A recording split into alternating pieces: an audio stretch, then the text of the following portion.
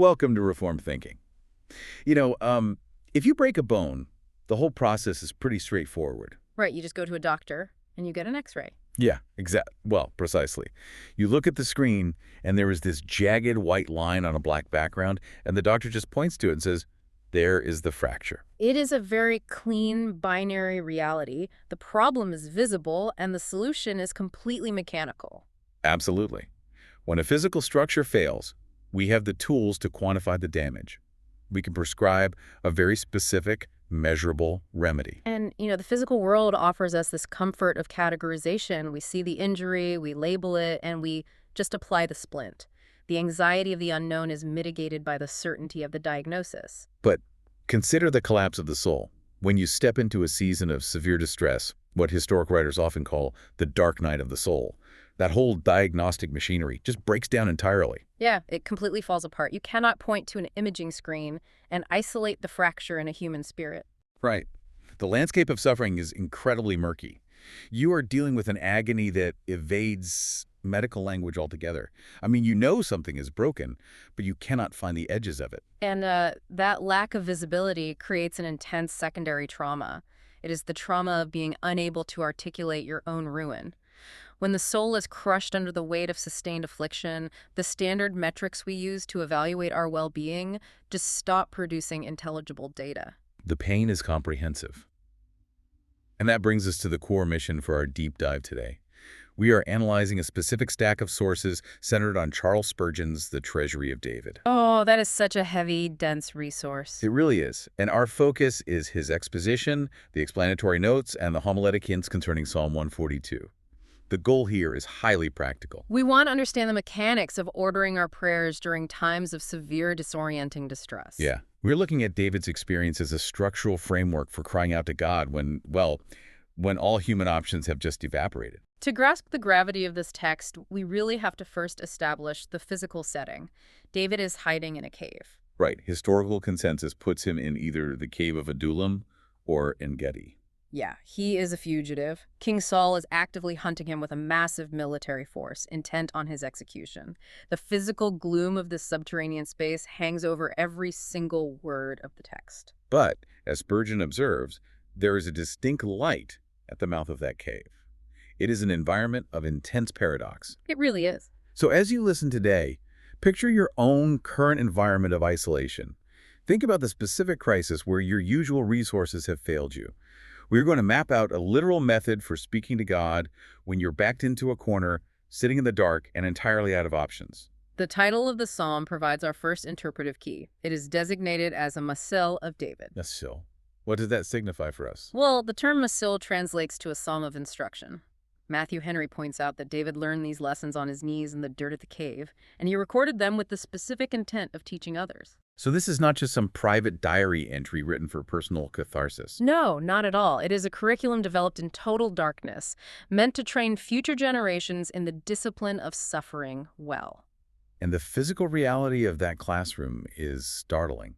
It was not a quiet, comfortable retreat center where a person could sit by a fire and philosophize about hardship. Right. We have historical accounts of this geography that paint a terrifying picture. William M. Thompson provides a really vivid geographical survey of the Cave of Adullam, which is known in modern times as Mugarit Kuraitan. What does he describe there? He describes an approach through a fearful gorge. You have to inch across a narrow shelf of rock, winding along a precipice, and that is followed by a long leap through a low window into the perpendicular face of the cliff. Oh, wow. Just getting inside sounds lethal. Then it gets worse. From there, you must creep half-doubled through a narrow, suffocating crevice just to emerge into the dark vault of the cavern.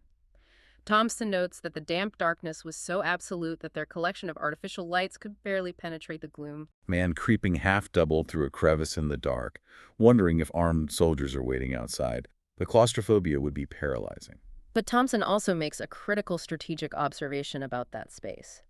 Because of this extreme geography, the cave was an impregnable stronghold. All the military might of Israel under King Saul could not have forced an entrance through that narrow window. That creates such a fascinating tension in David's circumstances. I mean, he is utterly trapped, yet he is completely secure from human armies. Yeah, the physical isolation guarantees his bodily safety, but it simultaneously forces a confrontation with his own internal terror. We tend to view palaces as the locus of blessing, and caves as the locus of punishment. But Spurgeon offers an analysis that completely upends this assumption. What does he say? He suggests that if David had prayed as much in his palace as he did in his cave, he might have avoided the miserable sins of his later years. Wow, that is an intense thought. It forces me to ask a difficult question about the nature of sanctification. Is physical deprivation and isolation a necessary catalyst for genuine, instructed prayer? Does comfort actually make us spiritually incompetent? Well, the historical record of the church suggests that comfort often acts as an anesthetic to the soul. I mean, in the palace, every physical need is met instantly. You are surrounded by advisors, guards, and wealth. Right. You have all these layers of security. Yeah, and the instinct to rely entirely upon God begins to atrophy because you have built a massive buffer of resources between yourself and your fragility. But in the cave, the buffer is violently removed. Absolutely. You are stripped down to the raw elements of existence. The physical deprivation forces a sudden spiritual clarity. The illusion of self-sufficiency shatters, and you recognize that divine providence is not just a theological concept, it is your literal daily oxygen. And the constraints of this terrifying environment dictate how David acts. The silence of the cavern is absolute, and he realizes he must break it. This brings us to the first verse, Where he repeats himself for emphasis, right? Yes, he says, I cried unto the Lord with my voice. With my voice did I make my supplication. He is alone in a massive subterranean vault, and he chooses to make the walls echo with his appeals. He uses his physical vocal cords. The physical act of speaking out loud is a vital component of this instruction. Spurgeon actually utilizes some Latin terminology to clarify the nature of this cry. Let's hear the Latin. He insists it was not just vox et praeterea nihil, which translates to a voice and nothing else. It was a prayer offered vivo chord, with a living heart, alongside vivo voce, with a living voice. The engagement of the physical body in the act of prayer is very intentional. I want to push back on the necessity of the voice here, just based on the notes from Thomas Manton. Sure, what does Manton observe? Man observes, and quite correctly, that God can hear heart desires without human ears. The omniscient creator does not require acoustic vibrations in the air to comprehend the thoughts of a human mind. No, he certainly does not. So why does David mandate the vocal cry? If God already knows the panic, speaking it out loud seems a bit redundant, doesn't it? Well, Manton actually addresses that specific tension.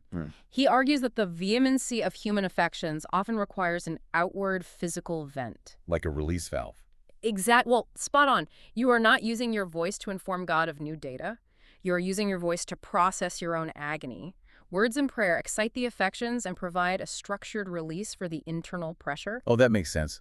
The physical act of vocalizing the pain forces the chaotic thoughts in your mind to organize themselves into sentences. Right, and this moves beyond a theological exercise into something highly psychological. We see a clear logical progression in the text itself. David begins with an impromptu visceral reaction, I cried, and then he transitions into a much more arranged, deliberate state. He says, I made supplication. Yeah. The initial cry is the raw, unpolished reflex of a wounded creature. It is the scream. But supplication is the intellect and the will gathering that raw emotion, ordering it, and presenting it formally as a petition before the throne of God. So the panic begins to submit to a structure. Yes, it does. Furthermore, notice the intense isolation of the language. I cried. My voice. My supplication. The singular pronouns totally dominate the verse. Praying our Father is entirely appropriate for the gathered church. But the specific agony of the cave forces the believer into a singular vocabulary.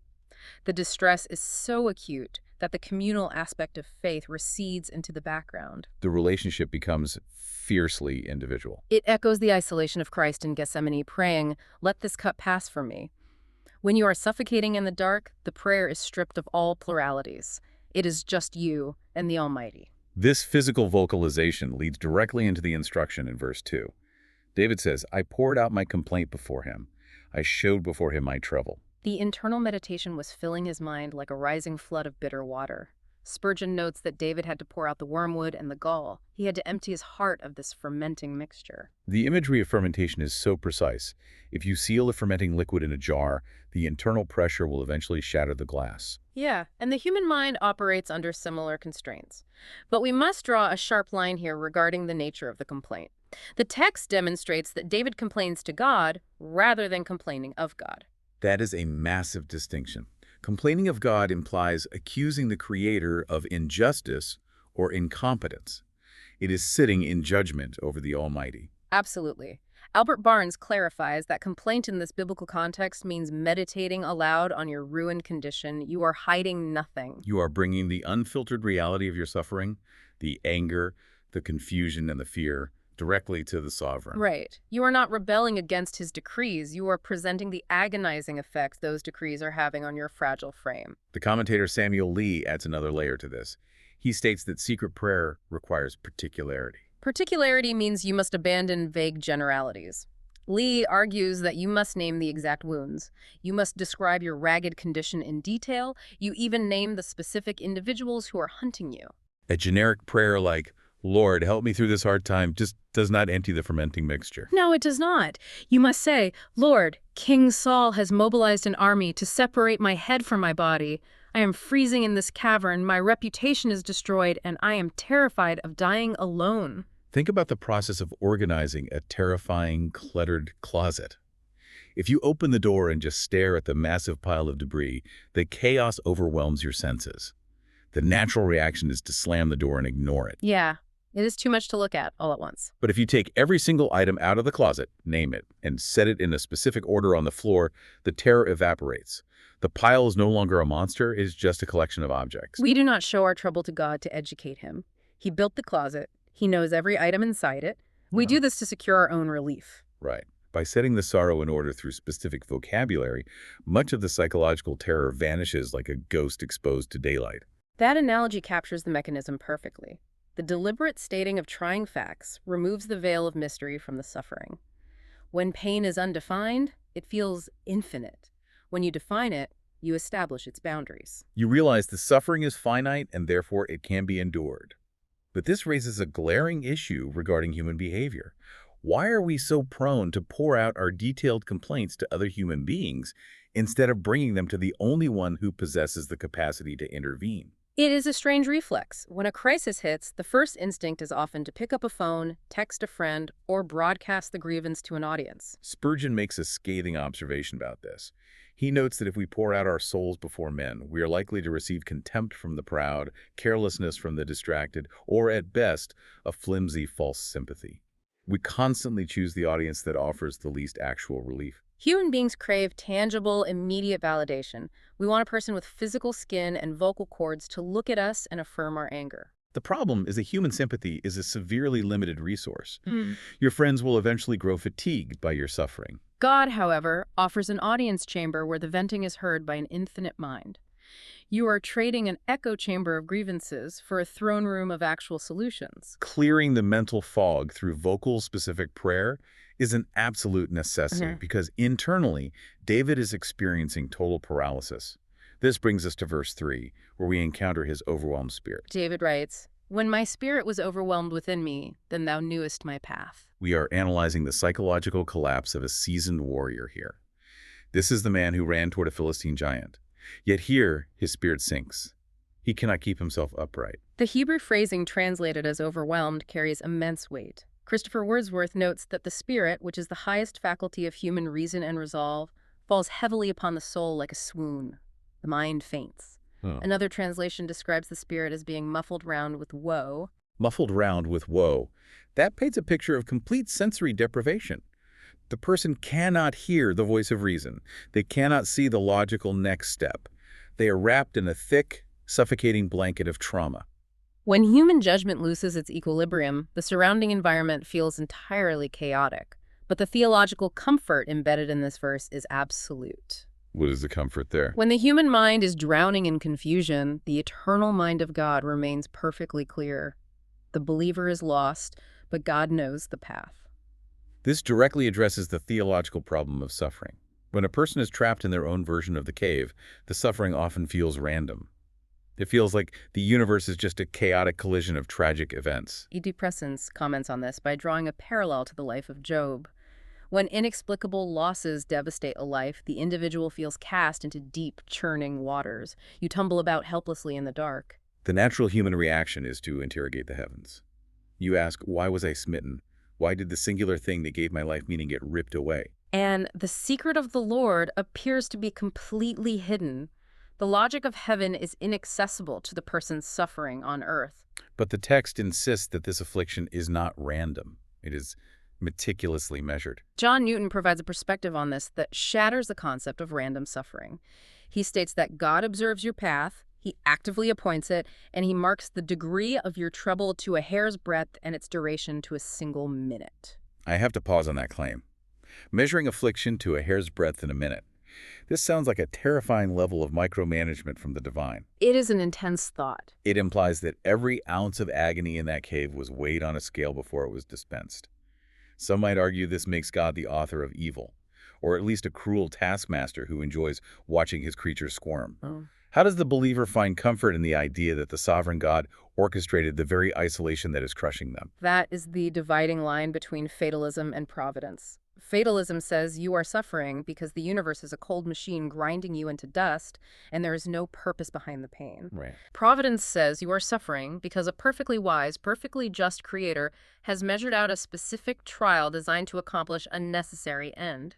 If the pain is random, it is meaningless and therefore unbearable. Yes. If the pain is measured to a hair's breadth by a father who sent his own son to a cross, then the pain has an ordained limit. It will not exceed its boundary by 1 millimeter or 1 second. The comfort lies in the boundary. David acknowledges the reality of these boundaries, but he also acknowledges the immediate danger on the ground. He mentions the secret snares laid by his enemies in the way he walked. The traps are hidden. Yeah, let's look at this through the lens of walking through a literal minefield.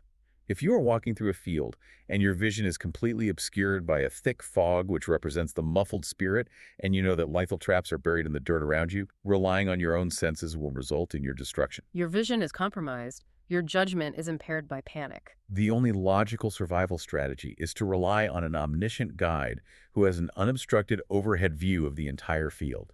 And the panic of the individual trapped in the fog is mitigated entirely by trusting the communication from the guide who sees the traps. If you genuinely believe that God has perfect oversight, that he knows the exact geographic coordinates of every snare, and that he has measured the duration of your blindness to the minute your internal posture changes. The fog does not lift immediately.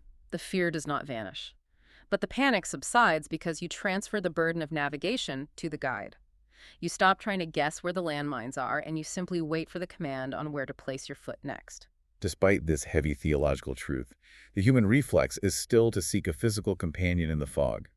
Even when we affirm God's omniscience, our eyes dart to the side, looking for an ally we can actually touch. And this human reflex leads David to a devastating realization in verse 4. He writes, "I looked on my right hand and beheld, but there was no man that would know me. Refuge failed me. No man cared for my soul." The cultural context of the right hand is essential for understanding the depth of this betrayal. It is. In ancient Jewish courts of judicature, the advocate, the protector, or the witness for the defense stood specifically at the right hand of the accused. It was the designated position for an ally.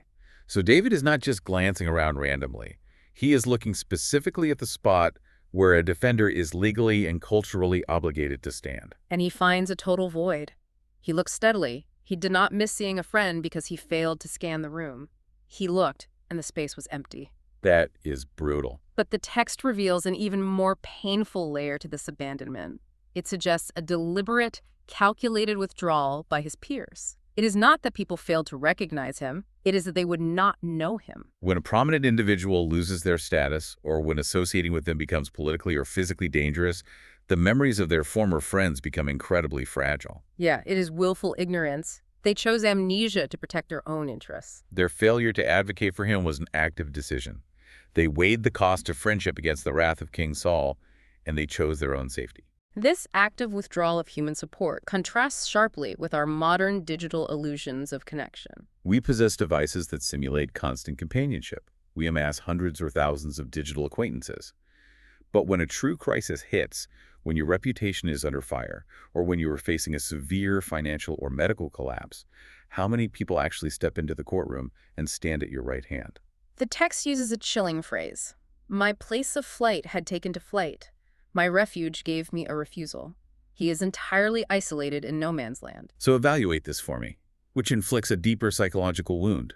The active, militaristic persecution of King Saul hunting him down, or the passive, cowardly abandonment by former friends who have decided he is a liability. The commentator Taub tackles this dynamic head-on. He asserts that while persecution from declared enemies presses sorely upon a person, the abandonment by trusted friends presses more sorely still. You expect malice from your enemies. You do not expect a sudden, calculating coldness from your allies. Franz Delitzsch adds that all human love is inherently imperfect and conditional.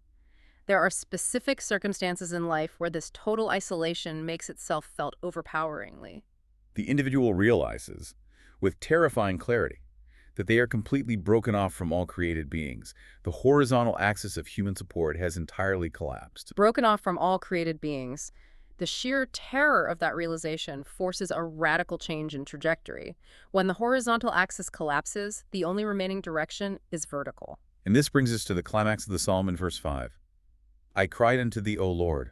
I said, Thou art my refuge and my portion in the land of the living. Observe the deliberate progression in the verbs used here. He shifts from the visceral reaction to the settled conviction.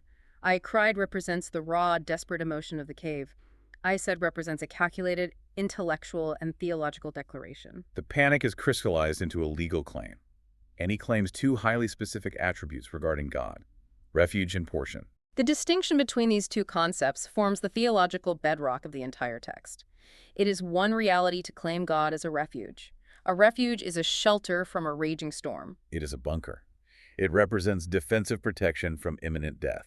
But it is a massive structural leap to also claim him as a portion. A portion is your inheritance, your wealth, your daily bread, your estate. It is offensive, life-sustaining provision. A refuge ensures you do not die today.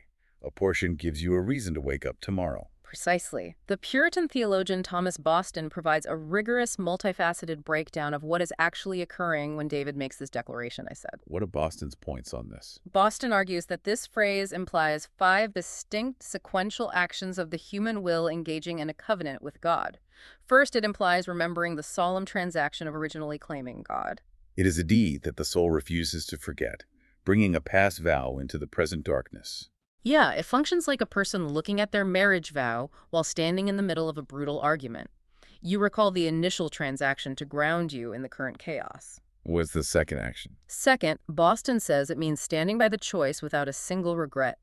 Even when the cave is damp and Saul's army is marching overhead, the believer does not look up to heaven and retract the statement. You do not ask for your autonomy back. No. Third, it means owning the obligation, much like signing a legally binding contract. You acknowledge that you are no longer your own property. You are entirely engaged to God. You surrender the right to shop around for alternative refuges. The contract is exclusive. Fourth, it involves professing this reality confidently and without shame. The secular world might view you as insane for trusting an invisible deity while you are starving in a hole in the ground, but you declare the covenant anyway. And the final point. Fifth, it means finding total heart satisfaction in the choice itself. You arrive at a state where you are actually well pleased that you have made God your portion, even if it costs you the palace. George Swinnock provides an architectural metaphor for this reality. He describes travelers who undertake the grueling ascent of the Alps. Oh, the mountain imagery. Yeah. When they finally reach the summit, they can look down and literally observe violent thunderstorms raging beneath their feet. The rain is pouring, the lightning is striking, but the travelers are completely untouched by the weather because they are elevated above the cloud line. Those who make God their portion are standing in that high tower. The storm of affliction is still raging. Saul is still hunting David, but the storm cannot breach the core identity or the eternal inheritance of the believer. But David adds a fascinating qualifier here. He specifies that God is his portion in the land of the living. Why does he highlight the present earthly reality? Why not just say, God is my portion and I will enjoy him when I die and go to heaven? Because treating heaven as a mere escape hatch is a failure of faith. It is relatively easy for an individual to believe in a portion reserved in heaven while they are currently enjoying a comfortable life on earth. Conversely, when earthly life becomes agonizing, the temptation is to check out mentally and say, well, the actual life will fix this. David refuses both of these lazy theological routes. He insists that God is his sustenance right now, while he is breathing the damp air of this broken world, standing in the dirt of Adullam. To speak eloquently of God's provision while you are seated at a banquet table is a common thing. To claim God as your total satisfying reality when you are starving, hunted, and abandoned is a towering triumph of faith. It proves that the portion is real. Having established God as his exclusive present portion, David executes a maneuver in his prayer that completely defies human logic. He takes his own utter weakness and weaponizes it. He presents his failure as the primary argument for God to intervene. We see this in verse 6. Attend unto my cry, for I am brought very low. Deliver me from my persecutors, for they are stronger than I. This plea demonstrates an absolute inversion of the rules that govern human courts. In any earthly legal system or power dynamic, you win your case by projecting strength. You walk into the room with the sharpest lawyers, the most financial capital, and the most unassailable evidence. You hide your vulnerabilities at all costs. But in the courtroom of heaven, the criteria for victory are reversed. Being brought very low and facing adversaries who are mathematically stronger than I is not a liability. It is the very condition that guarantees divine intervention. Why? Because God's character is fundamentally opposed to human tyranny. He actively seeks to baffle the proud. The Lord possesses a historical track record of taking the side of the oppressed to humiliate the arrogant. Robert Bellarmine draws a striking Christological parallel here. What does Bellarmine point out? He points out that Christ himself was brought very low. The Son of God became obedient unto death, hanging between two thieves on a Roman cross, appearing to the naked eye to be entirely weaker than the political and spiritual darkness surrounding him. Christ utilized the ultimate position of human weakness to shatter the gates of hell. David is tapping into that same principle. Let us examine the mechanics of this leverage. In human relationships, admitting that you are completely outmatched, that you have no resources, and that your enemies are superior is an act of total surrender. You wave the white flag and prepare for captivity. But in the context of prayer, admitting that your enemies are stronger is the key that unlocks the armory of heaven. You are using the sheer, unadulterated weight of your own helplessness as the leverage to move the hand of God. How does a modern individual apply this in their daily life? We are trained from birth to project competence. How do we stop pretending to be strong when we pray? We have to dismantle the facade of our own righteousness and capability. When most individuals pray, they unconsciously attempt to present God with a resume. Yeah, they list their recent good deeds, their moral victories, or their well-structured plans, and then they ask God to endorse and bless the presentation. Lord, I have executed steps A, B, and C with great integrity. Now please provide the outcome D. David abandons the resume entirely. He approaches the bench and says, Lord, I possess absolutely nothing. I am bankrupt. I am terrified. The people attempting to dismantle my life hold all the structural leverage, and I cannot stop them. When you leverage your absolute weakness, you leave God no choice but to act according to his covenant character as the defender of the defenseless. As long as you are attempting to function as your own refuge, God will permit you to exhaust yourself trying. The moment you declare with full intellectual honesty that your legs are broken and you cannot stand, he carries the weight. This principle of total reliance carries us to the final verse, verse 7, which reveals the ultimate objective of this entire ordeal. David prays, "Bring my soul out of prison, that I may praise thy name." The goal of divine deliverance is not just personal comfort. David is not asking to be rescued just so he can return to the palace and eat grapes. No, the objective of the rescue is doxology. The goal is the glorification of God's name. We must recognize the dual nature of his imprisonment. The physical cave of Adullam was a bodily dungeon, cold, dark, and restricting. But the text indicates that the physical cave was trivial compared to the internal prison of temptation, despair, and isolation within his soul. Emancipating the soul from the crushing weight of despair is the noblest form of liberation God performs. And pay close attention to the radical shift in David's vision here. He transitions from a state of total, agonizing isolation, where he looked to his right hand and found a willful void, to a vibrant communal vision. He concludes by saying, "The righteous shall compass me about." The Targum translation provides a breathtaking rendering of that specific phrase. It translates it as the righteous making a crown of praise. Think about the geometry of that image. When God intervenes and deals bountifully with one solitary outcast, it operates like a signal fire on a dark night. All the other believers who are watching the situation unfold are drawn to the light. They flock around the delivered individual. They gather to hear the testimony, to examine the evidence of God's faithfulness, and to have their own fragile faith reinforced. The man who was once a completely isolated prisoner, broken off from all created beings, suddenly transitions into the central axis of a rejoicing community. They encircle him in a 360-degree formation. Contrast the beginning of the text with the end. He goes from frantically scanning the room for a single advocate on his right side and finding nothing to calculated abandonment to being enthusiastically surrounded by a concourse of allies. A crown of friends. The theological mechanism at work here is brilliant. The voice of solitary prayer in the pitch-black cave is the very instrument that awakens the voice of communal praise in the light. It acts as a permanent guardrail against the selfishness of our own prayers for rescue. Our deliverance is never meant to end with us. When God shatters the iron bars of your specific prison, your resulting testimony becomes the exact theological material needed to strengthen the faith of the person who is currently sitting terrified in their own cave. Your exit from the darkness provides the map for the next prisoner. Let us trace the logical progression of what we have uncovered in this deep dive. We began in the damp, claustrophobic reality of the Adullam cave, stripped of all human comforts. We examine the theological necessity of using our physical voices to articulate specific, detailed complaints to God, taking the chaotic inventory of our trauma and organizing it on the floor of the throne room. We walked through the terrifying fog of an overwhelmed mind by trusting an omniscient guide who measures our affliction to a hair's breadth. We face the brutal reality of willful human betrayal and the failure of horizontal support systems. We then witness the radical vertical pivot signing the covenant that claims the Almighty not just as a defensive bunker, but as an offensive daily inheritance in the land of the living. We learned to weaponize our own bankruptcy, leveraging absolute weakness to force the hand of divine justice. And finally, we saw how personal deliverance always culminates in a communal crown of doxology. It functions as a comprehensive manual.